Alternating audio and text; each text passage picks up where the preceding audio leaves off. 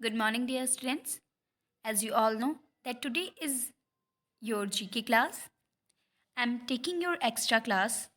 Okay, so let's start our new chapter, which is chapter number 35, International Borders. ठीक है, international borders क्या होते हैं? ये किन्हीं दो इंडिपेंडेंट कंट्रीज़ को उनकी सीमा के बारे में बताते हैं. ठीक है, मतलब उस कंट्री का जो एरिया है वो कहाँ तक है, ये इंटरनेशनल बॉर्डर्स डिसाइड करते हैं. ठीक है, आइए चलिए हम कुछ इंटरनेशनल बॉर्डर्स के बारे में पढ़ते हैं. Look at the pictures of international borders and read the descriptions. ठीक है, पिक्चर्स देखिए इंटरनेशनल बॉर्डर के और उसके डिस्क्रिप्शन को पढ़िए. Name the countries associated with these border. ठीक है, मतलब इन बॉर्डर्स के साथ कौन सी कंट्री एसोसिएटेड है. ठीक है, उसके बारे में आपको बताना है. You may use the help box. आप हेल्प बॉक्स की मदद ले सकते हैं. चलिए, अ daily military practice is followed here since 1959. ठीक है, 1959 से यहाँ पे डेली मिलिट्री प्रैक्टिस की जाती है. ठीक है, तो ये कौन सा बॉर्डर है? ये है इंडिया एंड पाकिस्तान. ठीक है, चलिए अगले पे चलते हैं. The entrance to the famous Saint Peter's Square mark this border. ठीक है, ये जो एंट्रेंस है, ये पिक्चर आप देख रहे हैं, फेमस सेंट पीटर्स स्क्वायर का जो एंट्रेंस है वो इस सीमा को चिन्हित करता है. ठीक है, तो ये कौन सा बॉर्डर है? ये है आपका इटली एंड वेटिकन सिटी. ठीक है, इन दोनों के बीच का बॉर्डर है. The highest mountain in the world, mount Everest, mark this border. ठीक है, ये जो बॉर्डर है, ठीक है, ये दुनिया का सबसे ऊंचा जो शिखर है यानी कि माउंट एवरेस्ट, इस बॉर्डर को अलग करता है. तो ये किन दो बॉर्डर्स को अलग करता है? तो ये है चाइना और नेपाल के बीच का बॉर्डर. ठीक है, आइए हम अगले पे चलते हैं. The statue of Jesus Christ is located here as a symbol of peace between the two countries. ठीक है, मतलब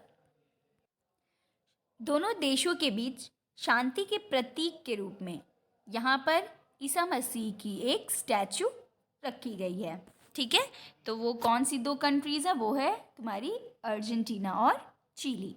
ठीक है, this is the most confusing border in the world. ठीक है, ये दुनिया का सबसे कंफ्यूज करने वाला बॉर्डर है. ठीक है, तो ये किन दो कंट्रीज़ के बीच का बॉर्डर है? ये है आपका नीदरलैंड एंड बेल्जियम. ठीक है, आइए चलिए हम आगे बढ़ते हैं. आइए हम अमेजिंग फैक्ट्स के बारे में पढ़ते हैं. The India and Pakistan border is the only border with extremes. In the north is the Siachen Glacier where temperature goes as low as -60°C. In the west is the Thar Desert where the temperature goes as high as 50°C. ठीक है, मतलब एकदम high level के साथ भारत और पाकिस्तान की सीमा ही एकमात्र एक ऐसी सीमा है जिसमें मतलब आपके नॉर्थ में, ठीक है, मतलब नॉर्थ में आपका सियाचिन ग्लेशियर है जहाँ आपका जो टेम्परेचर होता है वो -60°C तक नीचे चला जाता है. ठीक है, और यही अगर आप वेस्ट की बात करें तो वेस्ट में जो आपका थार डेजर्ट है वहाँ पे जो आपका टेम्परेचर है वो 50°C तक ऊपर पहुँच जाता है. ठीक है, आइए चलिए हम कुछ क्वेश्चंस के बारे में पढ़ते हैं. A picnic table mark the location of this border. ठीक है, कौन से कंट्रीज़ के बीच का बॉर्डर है? तो वो है ऑस्ट्रिया, हंगरी एंड स्लोवाकिया. ठीक है, which border was marked by removing trees. ठीक है, तो वो कौन सा बॉर्डर था जिसको बनाने के लिए ट्रीज़ को रिमूव किया गया? तो वो आपका नॉर्वे एंड स्वीडन के बीच का बॉर्डर था। ठीक है, this border is known as the triple frontier. ठीक है, किस बॉर्डर को ट्रिपल फ्रंटियर के नाम से जाना जाता है? तो ये है आपका पराग्वे, अर्जेंटीना एंड ब्राज़ील। ठीक है, चलिए हम आगे बढ़ते हैं। The longest international border in the world is shared by. ठीक है, किन दो कंट्रीज़ के बीच सबसे लंबा बॉर्डर शेयर किया जाता है? तो वो है आपका यूएसए एंड कनाडा। ठीक है, तो आइए हम इससे रिलेटेड कुछ और क्वेश्चंस देखते हैं। Where is the Durand line found? ठीक है, डूरंड जो लाइन है, डूरंड रेखा, वो कहाँ पाई जाती है? ये है बिटवीन इंडिया एंड अफ़गानिस्तान, मतलब इंडिया और अफ़गानिस्तान के बीच में जो बॉर्डर होता है उस बॉर्डर को हम क्या कहते हैं? Durand line.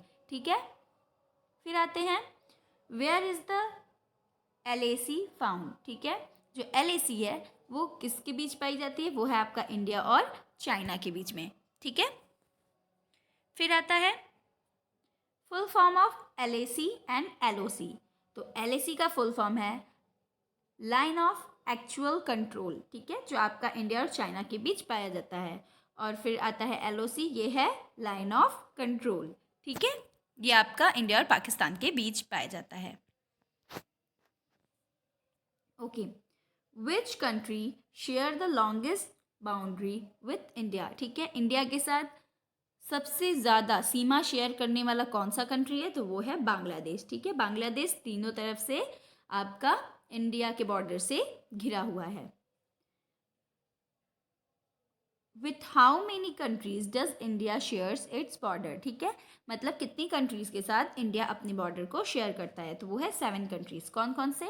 Pakistan, Afghanistan, China, Nepal, Bhutan, Myanmar and Bangladesh. ठीक है, which is the highest border in the world? ठीक है, दुनिया का हाईएस्ट बॉर्डर कौन सा है? तो वो है आपका चाइना और नेपाल का बॉर्डर। ठीक है, which is the most lit up border in the world? ठीक है, तो ये है आपका इंडिया एंड पाकिस्तान का बॉर्डर, मतलब जिस बॉर्डर जो बॉर्डर हमेशा जगमगाता रहता है, तो वो है आपका इंडिया और पाकिस्तान का बॉर्डर।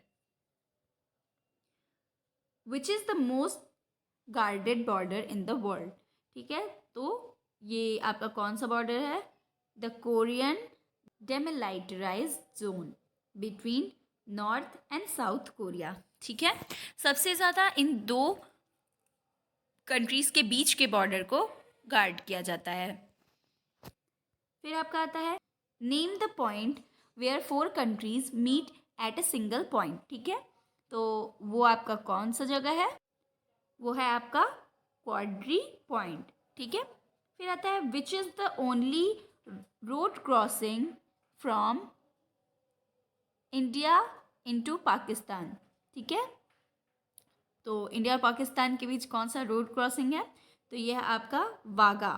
ठीक है, वाघा बॉर्डर जो है आप सभी ने देखा होगा कि वो आपका इकलौता ऐसा बॉर्डर है जो इंडिया पाकिस्तान के बीच में है, जो रोड से आप क्रॉस कर सकते हो। ठीक है, तो इस तरीके से हमारा ये चैप्टर यहीं ख़त्म होता है। चलिए हम अपने अगले चैप्टर पे चलते हैं, जो है चैप्टर नंबर 36, ओलंपिक्स। ठीक है, ओलंपिक गेम्स की शुरुआत क्यों की गई थी? देखिए, ओलंपिक खेल की शुरुआत वर्ल्ड में पीस और बेटर लाइफ के लिए की गई थी। ठीक है, ताकि जो आजकल की यूथ है वो एजुकेट हो सके और उनके अंदर गेम्स की ट्रू स्पिरिट को जगाया जा सके और पूरा वर्ल्ड एक साथ एकजुट रहे। ठीक है, आइए हम सभी ओलंपिक गेम्स के बारे में आगे पढ़ते हैं। Read the interesting information on Olympics given below. ठीक है, ओलंपिक्स के बारे में आइए हम कुछ इंटरेस्टिंग फैक्ट्स पढ़ते हैं। The ancient Greek Olympics took place 3000 year ago. ठीक है, जो एंशियंट ग्रीक ओलंपिक था वो 3000 साल पहले हुआ था। ठीक है, these games were originally part of religious festival, ठीक है। ये जो गेम्स थे ये मेनली आपके रिलीजियस फेस्टिवल के रूप में मनाया जाता था टू ऑनर ज्यूस, यानी कि किसके सम्मान में, ज्यूस के, जो कौन थे, एक ग्रीक गॉड थे, जो कि आपका आकाश के देवता के रूप में माने जाते थे, ठीक है। Who lived on Mount Olympus, जो कहाँ रहते थे, माउंट ओलंपस पे, the highest mountain in Greece, ठीक है, जो कि ग्रीस का हाईएस्ट माउंटेन है, ठीक है। इन द बिगनिंग, यानी कि शुरुआत में, these games were just a short foot races design to keep the Greek man fit for war, ठीक है।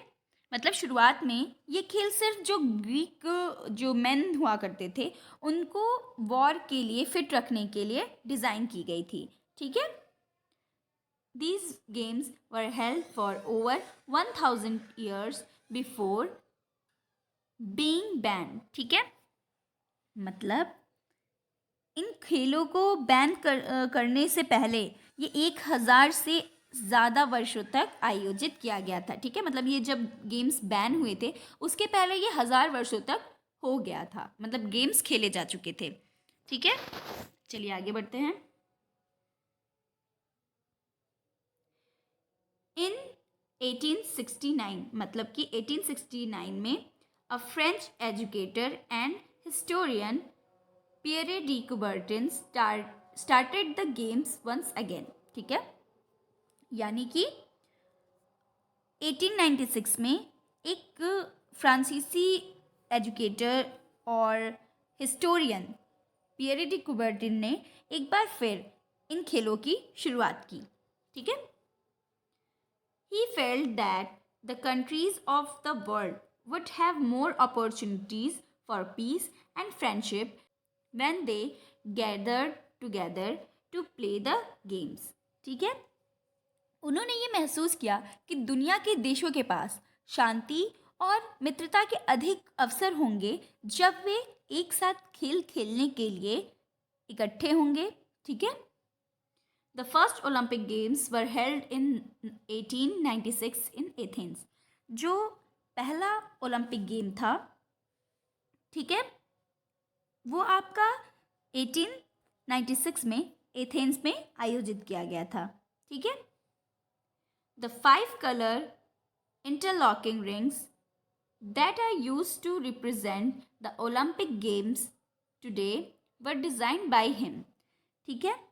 मतलब जो 5 रंगों का जो इंटरलॉकिंग रिंग है जो आज ओलंपिक खेलों का एक तरीके से प्रतिनिधित्व करने के लिए जो यूज़ किया जाता है, ये किसके द्वारा, पियरे डी कुबर्टिन के द्वारा ही डिज़ाइन किया गया था, ठीक है। The ring stands for North and South America, Asia, Africa, Europe and Australia. वो जो 5 छल्ले हैं वो North and South America, Asia, Africa, Europe and Australia को रिप्रेजेंट करते हैं, ठीक है। At the beginning of the games an Olympic torch और flame is lit in Olympia, Greece and brought to the host city by runners carrying the torch in relay, ठीक है।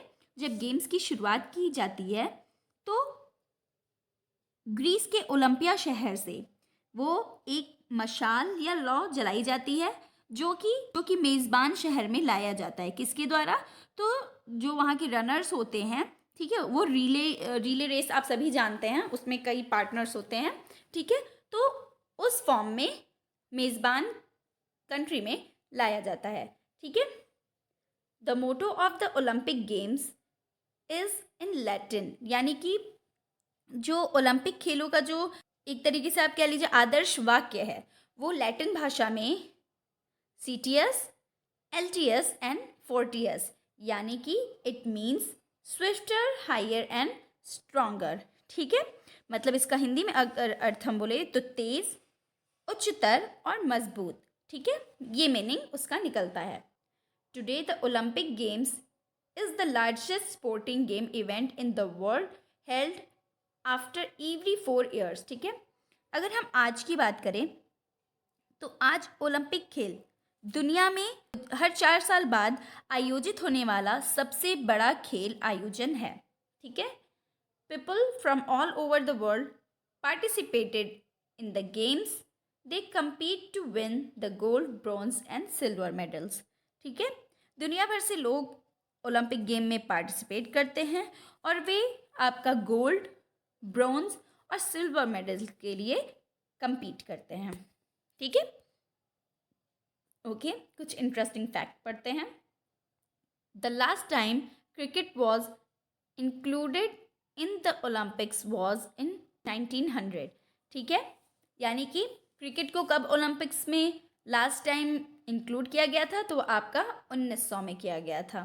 ठीक है, Britain took gold, France took silver, no one else entered. ठीक है, मतलब इन दो ही countries ने पार्टिसिपेट किया था, जिसमें से ब्रिटेन ने गोल्ड मेडल जीता था और फ्रांस ने सिल्वर मेडल जीता था. ठीक है, चलिए हम आगे बढ़ते हैं. Look at the pictures and right the name of the games. You may use the help box. ठीक है, आप ये पहली पिक्चर देखिए, तो आप इसके हाथ में ये देख सकते हैं, ये एक डिस्कस है. ठीक है, तो ये कौन सा गेम है, ये है डिस्कस थ्रो. ठीक, फिर सेकंड अगर आप देखेंगे तो ये कौन सा गेम है बेटा, ये है आपका पोल वॉल्ट. ठीक है, और आप ये थर्ड वाला देखते ही पहचान गए होंगे, इसे हम कहते हैं आर्चरी. ठीक है, okay, tick the correct option. ठीक है, करेक्ट ऑप्शन पे टिक करिए. The ancient Olympic games were played to honour. तो ओलंपिक गेम्स किसके ऑनर में किए जाते थे, तो वो थे ज़ेउस. ठीक है, जो कि आपके स्काई गॉड माने जाते थे. A French educator and historian dash started the Olympic games in 1896. तो ये कौन थे, तो ये थे पियरे डी कुबर्टिन, जिन्होंने फिर से ओलंपिक गेम्स की शुरुआत की. The Olympic torch is lit in Olympia. आप सभी जानते हैं कि ग्रीस के ओलंपिया शहर से वो मशाल जलाई जाती है. ठीक है, the Olympic motto is swifter, higher and stronger. ठीक है, आइए चलिए हम इससे रिलेटेड कुछ क्वेश्चंस देखते हैं. Where did the first Olympic game held. ठीक है, तो सबसे पहला ओलंपिक गेम कहाँ हुआ था, तो ये हुआ था 1896 में एथेंस में, जो कि ग्रीस में है. How many interlocking ring represent the Olympic game. ठीक है, तो ओलंपिक गेम्स का जो मेन सिंबल है उसमें कितने इंटरलॉकिंग रिंग्स पाए जाते हैं, तो वो है आपका 5. ठीक है, 5 कलर इंटरलॉकिंग रिंग. ठीक है, फिर आपका आता है in how many years is the Olympic games held. ठीक है, तो ओलंपिक गेम आपका कितने सालों के बाद आयोजित होता है, तो ये आपका आफ्टर एवरी 4 ईयर्स. ठीक है, who von silver medal in women's 49 kg weight lifting in Tokyo Olympic 2020. ठीक है, तो आपका वेट लिफ्टिंग में किन्होंने सिल्वर मेडल जीता है, तो वो है आपकी मीराबाई चानू. ठीक है, जो अभी रिसेंटली टोक्यो ओलंपिक्स हुए थे उसमें इन्होंने सिल्वर मेडल जीता है. फिर आता है who won bronze medal in women's badminton singles in Tokyo Olympic. ठीक है, तो ब्रोंज मेडल किसने जीता है, तो ये है आपकी PV Sindhu. Who won gold medal in men's javelin throw in Tokyo Olympics 2020. तो ये आप सभी जानते हैं कि इस बार हमारे देश का नाम किसने रोशन किया है गोल्ड मेडल लेके, तो ये है हमारे Neeraj Chopra. Then what is the motto of Tokyo Olympic 2020. ठीक है, तो इस बार का जो आदर्श वाक्य था वो क्या था, तो यूनाइटेड बाय इमोशन. ठीक है, ये इस बार के टोक्यो ओलंपिक का मेन मोटो था. ठीक है, who will be flag bearer of India in the closing ceremony of the Tokyo Olympics 2020. ठीक है, तो ये आपके कौन थे, ये थे आपके बजरंग पुनिया, जिन्होंने इंडिया का फ्लैग जो था वो क्लोजिंग ओलंपिक सेरेमनी में पकड़ा था. ठीक है, who is the first and only Indian female wrestler to win a medal at the Olympics. ठीक है, तो ये कौन सी इंडिया की फर्स्ट और इकलौती इंडियन फीमेल रेसलर हैं जिन्होंने कोई भी मेडल जीता है. ठीक है, तो वो आपकी कौन है, साक्षी मलिक. तो इस तरीके से हमारा ये चैप्टर ख़त्म होता है. If you have any doubt then ask me.